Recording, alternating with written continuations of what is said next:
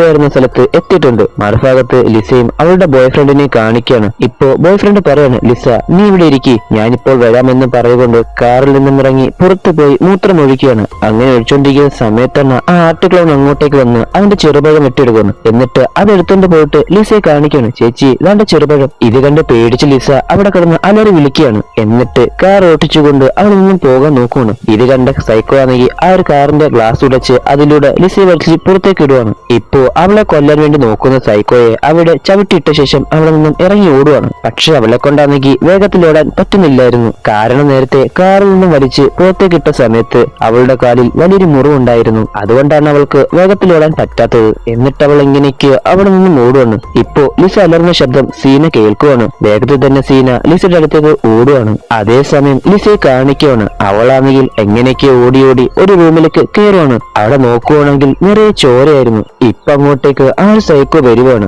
ഇത് കണ്ട് പേടിച്ച ലിസ അവിടെ കിടന്നിരുന്ന ഒരു തടിയെടുത്ത് അതും കയ്യിൽ പിടിച്ചുകൊണ്ട് അങ്ങനെ നിൽക്കുവാണ്. അവളാണെങ്കിൽ വേദന കൊണ്ട് കരയുന്നുമുണ്ട്. ഇപ്പൊ സൈക്കോ അവളുടെ മുന്നിലേക്ക് വന്ന് നിന്ന ശേഷം അവളുടെ മുഖത്തേക്ക് ആസിഡ് ഒഴിക്കുകയാണ്. ഇപ്പൊ അവന്റെ കയ്യിൽ ഗത പോലത്തെ ഒരു തടി ഉണ്ടായിരുന്നു. അതിലാണെങ്കിൽ നിറയെ പിച്ചാത്തിയും ആണിയും കമ്പിയും ഒക്കെ ആയിരുന്നു. അതുപയോഗിച്ച് അവളുടെ ശരീരം അടിച്ചു തകർത്ത് കളയാണ്. എന്നിട്ട് അവളുടെ ഹൃദയം പറിച്ചെടുത്ത് അത് ആർട്ട് ക്ലൗൺ കഴിക്കുകയാണ്. ഇപ്പോ ലിസയുടെ നിലവിളി കേട്ട് അങ്ങോട്ടേക്ക് സീന ഓടി വരുവാണ്. അങ്ങനെ അവൾ അങ്ങോട്ടേക്ക് വന്ന് നോക്കുന്ന സമയത്ത് അവളെ അതിക്രൂരമായിട്ടോടെ കൊന്നിരിക്കുന്നതായിരുന്നു. ഇത് കണ്ട സീന അവിടെ ഇരുന്ന് അലറിക്കരയാണ്. ഇപ്പോ അവളുടെ മുന്നിൽ നിന്നിരുന്ന സൈക്കോയെ കാണിക്കുകയാണ്. അവനാണെങ്കിൽ സീനയെ കൈ കാണിക്കുകയാണ്. ഇത് കണ്ട സീനയ്ക്കാണെങ്കിൽ വളരെയും ദേഷ്യവും വരുന്നുണ്ട്. ഇപ്പോ സൈക്കോ അവളെയും കൊല്ലാൻ വേണ്ടി അങ്ങോട്ടേക്ക് വരുന്ന സമയത്താണ് സീന മറ്റൊരു കാര്യം കണ്ട് പേടിക്കുന്നത്. അത് മറ്റൊന്നുമല്ല, സൈക്കോയുടെ പുറകിലായിട്ട് ജനാർദ്ദന് വന്ന് നിൽക്കുകയാണ്. ജനാർദ്ദനാണെങ്കിൽ ആർട്ട് ക്ലൗണിനെ കണ്ടപാടെ പേടിച്ചു നിൽക്കുകയാണ്. ഇപ്പോ സീന ജനാർദ്ദനോട് പറയാണ്, എടാ വേഗം തന്നെ ഇവിടെ നിന്ന് ഓട്. ഇത് കേട്ട ജനാർദ്ദനാണെങ്കിൽ അവിടെ നിന്നും ഓടുവാണ്.